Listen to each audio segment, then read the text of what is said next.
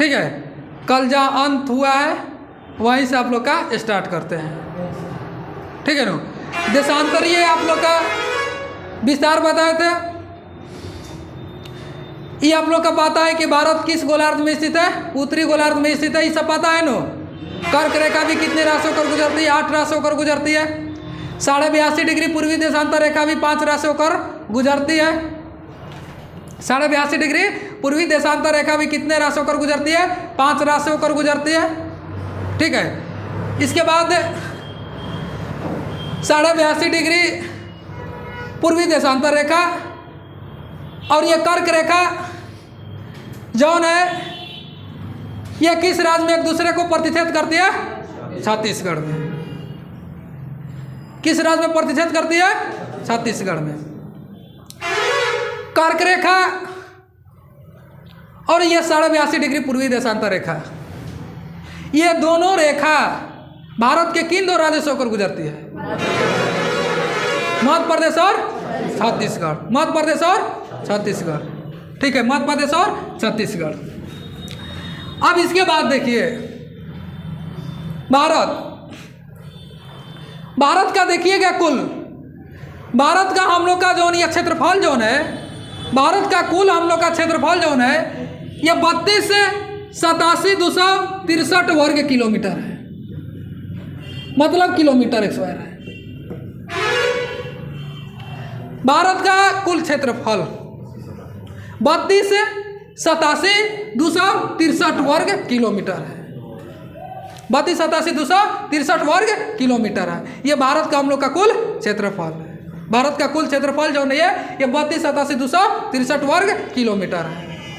ठीक है, इसके बाद भारत के चाहे विश्व के कुल क्षेत्रफल का भारत का क्षेत्रफल कितना प्रतिशत है? तो 2.42% है। मतलब कि विश्व के क्षेत्रफल के भारत का क्षेत्रफल कितना प्रतिशत है? 2.42% है। 2.42% है।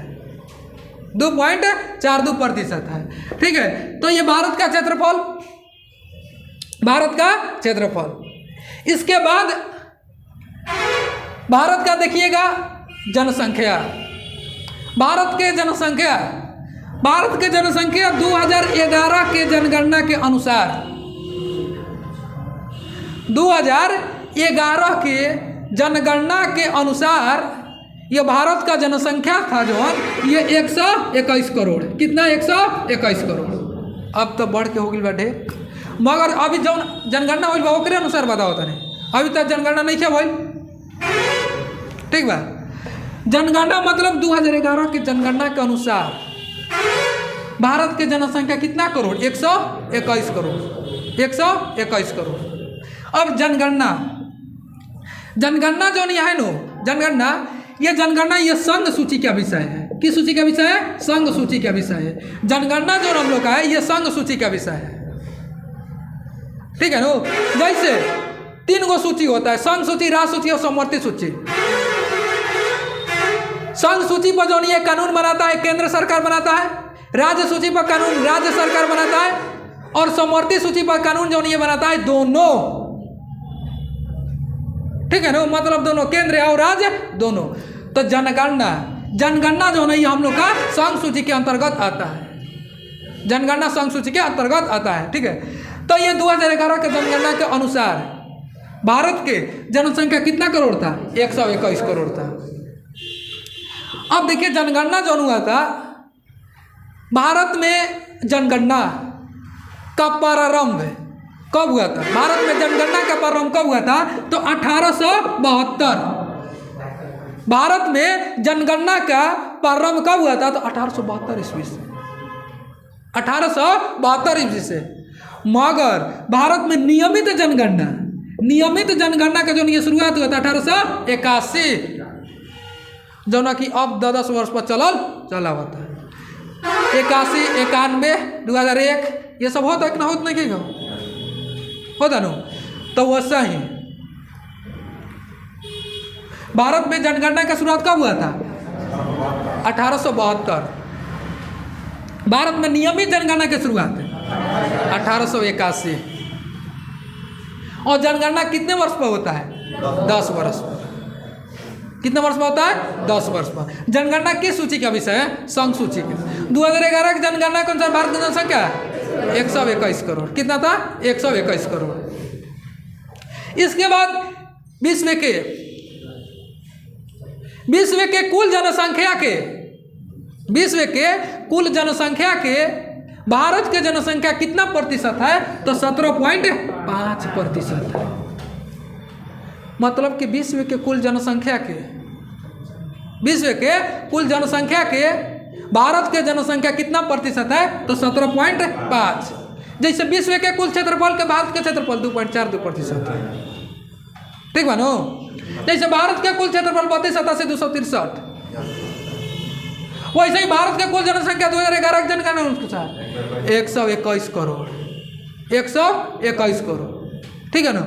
वैसे ही कुल क्षेत्रफल का 2.42% है और कुल जनसंख्या के 17.5% है।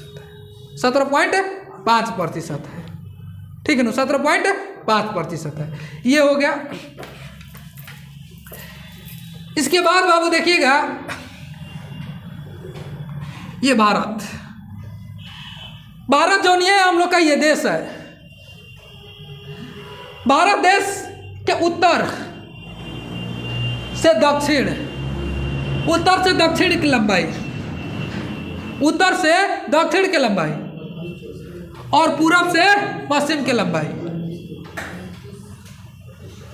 भारत के उत्तर से दक्षिण की लंबाई, ठीक है ना, और पूरब से पश्चिम की लंबाई। भारत के उत्तर से दक्षिण की लंबाई 2933, ये पूरब से पश्चिम की लंबाई 2933, 2933 और उत्तर से दक्षिण की लंबाई 3214। ठीक है ना? 3214 और ये 2933। ये पूरा पश्चिम के ये लंबाई है भारत के, और ये उत्तर दक्षिण की लंबाई। उत्तर दक्षिण है। ठीक है। अब देखिएगा कि भारत को आप लोग का जैसे कल हम आप लोग का बताए थे बाबू कि डायरेक्शन के विषय में बताए थे उत्तर दक्षिण पूर्व पश्चिम, उत्तर पश्चिम दक्षिण पश्चिम, इसे बताए थे ना उत्तर, ये सब आप लोग का बताए थे। तो इधर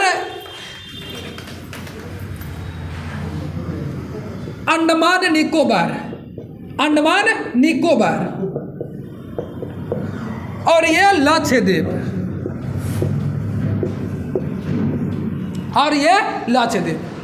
ठीक है ना? तो बाबू सुनिए, अगर पूछेगा क्वेश्चन कि भारत के जो ये अंडमान निकोबार जो ये द्वीप समूह है, अंडमान निकोबार ये द्वीप समूह भारत के किस दिशा में स्थित है? तो दक्षिण और पूर्व बता सकते हैं, दक्षिण पूर्व में स्थित है। अच्छा, कोई पूछेगा कि लक्षद्वीप जो ये भारत के किस साइड में स्थित है? दक्षिण पश्चिम में। और भारत के जो ये दक्षिण में, भारत के दक्षिण में जो स्थित है ना हिंद महासागर, ये जलीय भाग है। कौन सा है? हिंद महासागर है। और आप लोग का बताए हैं कि हिंद महासागर के 2 संतान, बंगाल के खाड़ी और एगो अरब सागर, इसका 2 संतान। बंगाल के मतलब कि खाड़ी, ठीक है, और क्या है? अरब सागर। बंगाल के खाड़ी और अरब सागर है। ठीक है, तो बंगाल की खाड़ी और ये अरब सागर। तो इस स्थिति से आप बता सकते हैं, जब इतना हम आप लोग का बता दिए कि भारत के दक्षिण में जो है ये हिंद महासागर है, ठीक है, और ये बंगाल की खाड़ी है। बंगाल की खाड़ी में मतलब ये अंडमान निकोबार द्वीप समूह स्थित है। ये अरब सागर है, अरब सागर में लक्षद्वीप स्थित है। हिंद महासागर के 2 संतान, अंडमान निकोबार और ये अरब सागर। पूछेगा कि लक्षद्वीप कहाँ स्थित है? अरब सागर में स्थित है। अंडमान निकोबार कहाँ स्थित है? बंगाल खाड़ी में स्थित है। अब सुनिए, यहाँ से निकलता भारत के चौहद्दी, भारत के चौहद्दी, भारत के चौहद्दी बताइए, भारत के चौहद्दी। तो भारत के चौहद्दी पूरा में बंगाल की खाड़ी है, पूरा में कहाँ है बंगाल की खाड़ी। जैसे यहाँ नक्शा बताएंगे, नक्शा बनाएंगे, ठीक है, यही तो बात दिक्कतें हैं, ठीक है। चलिए, तो पूरा में जो ना ये बंगाल के खाड़ी, और ये पश्चिम में अरब सागर तथा पाकिस्तान मान के चलिए, अरब सागर तथा पाकिस्तान, और दक्षिण में हिंद महासागर, दक्षिण में हिंद महासागर, ठीक है। और उत्तर में हिमालय पर्वत या चीन, हिमालय पर्वत या चीन। तो भारत के जब ये बता दिए कि हिंद महासागर है, हिंद महासागर के 2 संतान बंगाल की खाड़ी, अरब सागर, ये तो 3 को इधर से पता चल गया, एक उत्तर से।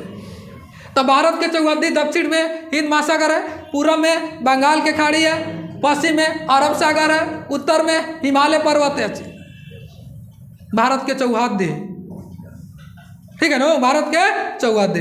अब सुनिए, भारत के ये चौहद्दी हुआ। अब भारत जो नहीं है बाबू, देखिए भारत जो हम लोग का देश है, ये तीनों ओर से जल से घिरा हुआ है,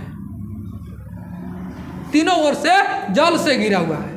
भारत जो हम लोग का है ये देश, ये तीनों ओर से जल से घिरा हुआ है कि नहीं घरे। ये अरब सागर हम लोग का है बाबू, बंगाल की खाड़ी है, और दक्षिण में हिंद महासागर, ठीक है। और सुनिए, प्रायद्वीप, एगो शब्द आता है, प्रायद्वीप किसे कहते हैं, प्रायद्वीप, प्रायद्वीप किसको कहते हैं। प्रायद्वीप ऐसा भूभाग जो तीनों तरफ से जल से घिरा हो और एक तरफ से स्थल से घिरा हो, उसे क्या कहते हैं, प्रायद्वीप। तो इस तौर पर हम नहीं कह सकते कि भारत एक प्रायद्वीपीय देश है, कह सकते कि नहीं कह सकते हैं। भारत जो देश है एक प्रायद्वीपीय देश है, और प्रायद्वीप की परिभाषा क्या होता है, तीनों ओर से जल से घिरा, एक ओर से स्थल। तो एक ओर से स्थल से घिरा है और तीनों ओर से जल से घिरा हुआ है। तो इस स्तर पर हम बोल सकते हैं कि भारत एक प्रायद्वीपीय देश है। और भारत के जो नहीं जितना दक्षिण में जो नहीं राज्य है, ये राज्य है, अधिकतर ये दक्षिण भारत को प्रायद्वीपीय राज्य के नाम से जाना जाता है। अधिकतर दक्षिण भारत के जो नहीं इतना राज्य है, जैसे तमिलनाडु है, गोवा, कर्नाटक, केरल, ये सब जो है, आंध्र प्रदेश, ये सब भारतीय राज्य को प्रायद्वीपीय राज्य के नाम से जाना जाता है। किस नाम से जाना जाता है, प्रायद्वीपीय राज्य। तो प्रायद्वीप किसे कहते पता चला है? मतलब कि तीनों ओर से जल से घिरा, एक ओर से स्थल, उसे क्या कहते हैं, प्रायद्वीप। तब भारत एक प्रायद्वीपीय देश पता हो गया, इसमें कोई कंफ्यूज नहीं है। अब इसके बाद देखिए, विश्व के सबसे बड़ा प्रायद्वीप, विश्व के सबसे बड़ा प्रायद्वीप अरब प्रायद्वीप है। याद रखना है, विश्व के सबसे बड़ा प्रायद्वीप कौन सा है, अरब प्रायद्वीप। विश्व के सबसे बड़ा प्रायद्वीप अरब प्रायद्वीप, अरब प्रायद्वीप, अरब, ठीक है। अब इसके बाद ये तो भारत एक प्रायद्वीपीय देश है। इसके बाद और द्वीप, द्वीप के संदर्भ में देखिए, द्वीप, द्वीप किसको कहते हैं, द्वीप किसको कहते हैं, चारों ओर से जल से घिरा हो, चारों ओर से जल से घिरा हो। जैसे अंडमान निकोबार, ये जल से घिरा है चारों ओर से, उसी को क्या कहते हैं, द्वीप कहते हैं, उसी को क्या कहते हैं, द्वीप। अंडमान निकोबार जो है ये चारों ओर जल से घिरा हुआ है, और लक्षद्वीप भी चारों ओर जल से घिरा हुआ है। तो द्वीप किसको कहते हैं, द्वीप किसको कहते हैं, वैसा हुआ जो चारों ओर से जल से घिरा हो, उसे क्या कहते हैं, द्वीप कहते हैं। जैसे आप लोग को बताए थे, महाद्वीप किसे कहते हैं, स्थल के सबसे बड़ा भूखंड के महाद्वीप कहते हैं। महासागर किसे कहते हैं, जल के सबसे बड़ा भूखंड को महासागर कहते हैं। प्रायद्वीप किसे कहते हैं, तीनों ओर से जल से घिरा, एक ओर से स्थल, उसे क्या कहते हैं, प्रायद्वीप। द्वीप किसे कहते हैं, चारों ओर से जल से घिरा हो, ठीक है ना। और खाड़ी किसे कहते हैं, सब पारापारी सब समझ में आएगा, ठीक है ना। तो आप सुनिए, तो जो नहीं अंडमान निकोबार जो नहीं, ये हम लोग का द्वीप है, ये चारों ओर से जल से घिरा हुआ है। लक्षद्वीप है, ये चारों ओर से जल से घिरा हुआ है। लक्षद्वीप पूछेगा कहाँ है, अरब सागर में। अंडमान निकोबार कहाँ है, बंगाल के खाड़ी द्वीप है। इसके बाद जैसे आप लोग को आपको बताया कि विश्व के सबसे बड़ा प्रायद्वीप अरब प्रायद्वीप, विश्व के सबसे बड़ा प्रायद्वीप जो है ये अरब प्रायद्वीप। विश्व के सबसे बड़ा प्रायद्वीप कौन सा है? अरब प्रायद्वीप, अरब प्रायद्वीप है, अरब प्रायद्वीप। वैसे ही विश्व के सबसे बड़ा द्वीप ग्रीनलैंड, विश्व के सबसे बड़ा द्वीप ग्रीनलैंड है। ग्रीनलैंड मतलब कि विश्व के सबसे बड़ा प्रायद्वीप अरब प्रायद्वीप, और विश्व के सबसे बड़ा द्वीप कौन है? ग्रीनलैंड है, ठीक है नो। विश्व के सबसे बड़ा द्वीप कौन है? तो ग्रीनलैंड है। ग्रीनलैंड जो ये द्वीप है, ये उत्तरी अमेरिका के देश कनाडा, उत्तरी अमेरिका के देश कनाडा, ये कनाडा से स्पर्श करता है, कनाडा के मगर अगल बगल में है। मगर ये ग्रीनलैंड पर किस देश का अधिकार है?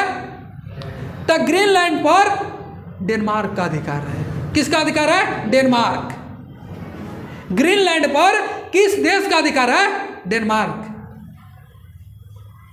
या ग्रीनलैंड पर किस महाद्वीप का अधिकार था? यूरोप महाद्वीप का अधिकार है। भले उत्तरी अमेरिका का सटल अगल बगल है मगर उसका अधिकार नहीं है। कनाडा के बगल में है मगर उसका अधिकार नहीं है। ग्रीनलैंड पर किसका अधिकार है? डेनमार्क का। किसका अधिकार है? डेनमार्क का। ग्रीनलैंड का जो नहीं अधिकार है, डेनमार्क का अधिकार है। डेनमार्क, ठीक है, डेनमार्क का अधिकार है। या किस महाद्वीप का अधिकार है? यूरोप। किस महाद्वीप का अधिकार है? यूरोप महाद्वीप का अधिकार है। तब विश्व का सबसे बड़ा द्वीप बाबू ग्रीनलैंड।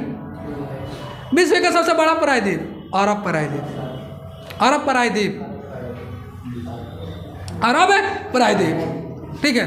और ग्रीनलैंड विश्व का जो नहीं सबसे बड़ा जो नहीं द्वीप है, ग्रीनलैंड है जो नहीं, इसको देश के भी नाम से जाना जाता है।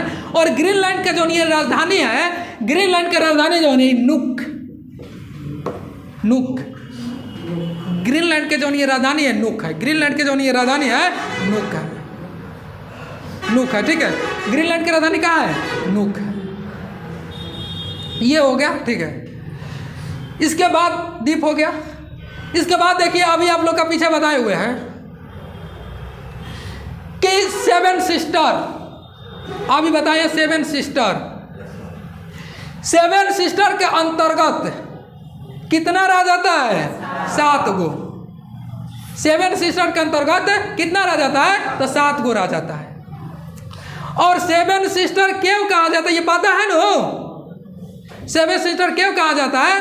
तो ये जितना 7 गो राज है ये अपना भरण पोषण जो नहीं करता, एक दूसरे से सहयोग करके करता है। इसीलिए ये पूर्वोत्तर जितना राज 7 गो जो नहीं राज है, इसको 7 सिस्टर के दर्जा प्राप्त है। 7 सिस्टर के दर्जा प्राप्त है, ठीक है। ये हो गया। इसके बाद बाबू देखिएगा कि भारत के उत्तरी बिंदु, दक्षिणतम बिंदु, पूर्वी बिंदु, पश्चिमी बिंदु, ठीक है नो। मतलब कि भारत के उत्तरी बिंदु, दक्षिणतम बिंदु, पूर्वी बिंदु और चाहे पश्चिमी बिंदु, ये सब हम लोग का देखना है, ठीक है। ये सब हम लोग का देखना है। तो भारत के पूर्वी बिंदु, भारत के जो हम लोग का पूर्वी बिंदु है वह लांगो या किबुत है, वह लांगो या किबुत है जो अरुणाचल प्रदेश में है, ठीक है। वह लांगो या किबुत है, कहाँ स्थित है? अरुणाचल प्रदेश में। वह लांगो या किबुत है अरुणाचल प्रदेश में है। भारत का पश्चिमी बिंदु सर क्रीक है, सर क्रीक है। भारत का पश्चिमी बिंदु सर क्रीक है। भारत का उत्तरी बिंदु इंदिरा कौल है। भारत का उत्तरी बिंदु इंदिरा कौल है। भारत का दक्षिणतम बिंदु इंदिरा पॉइंट है। भारत का दक्षिणतम बिंदु इंदिरा पॉइंट। अब यहाँ बाबू समझिए, ये तो बता दिए भारत के उत्तरी बिंदु इंदिरा कौल, दक्षिणतम बिंदु इंदिरा पॉइंट, पश्चिम बिंदु सर क्रीक, पूर्वी बिंदु ओलांगो या केबुत, इतना आप लोग का बता दिए। मगर यहाँ से क्या क्वेश्चन पूछा है कि भारत के मुख्य भूमि के दक्षिणतम बिंदु कौन सी है? भारत के मुख्य भूमि के दक्षिणतम बिंदु कौन सी है? मुख्य भूमि के दक्षिणतम बिंदु कौन है? तो कन्याकुमारी। भारत के मुख्य भूमि के दक्षिणतम बिंदु कौन है? तो कन्याकुमारी। यह मुख्य भूमि से यहाँ तक का कन्याकुमारी। और केवल पूछेगा कि भारत के दक्षिणतम बिंदु, तो इंदिरा पॉइंट है, ठीक है ना। और काहे मुख्य भूमि, तो मुख्य भूमि चाहिए तो सीधे हो गया, ठीक है। और इंदिरा पॉइंट जो है ये अंडमान निकोबार में स्थित है, ग्रेट निकोबार द्वीप पर स्थित है, 6 डिग्री 4 मिनट उत्तरी अक्षांश रेखा पर स्थित है। इंदिरा पॉइंट को पार्सन पॉइंट या पिग्मलियन पॉइंट के नाम से जाना जाता है। इंदिरा पॉइंट को पार्सन पॉइंट या पिग्मलियन पॉइंट के नाम से जाना जाता है, ठीक है नो। तो ये सब मतलब भारत के उत्तरी बिंदु जो हुआ इंदिरा कोल है, दक्षिणतम बिंदु कन्याकुमारी है, नहीं दक्षिणतम बिंदु इंदिरा पॉइंट है, मुख्य भूमि से पूछेगा कन्याकुमारी, पूर्वी बिंदु वलांगू एकीभूत, पश्चिमी बिंदु सर्किल। उत्तरी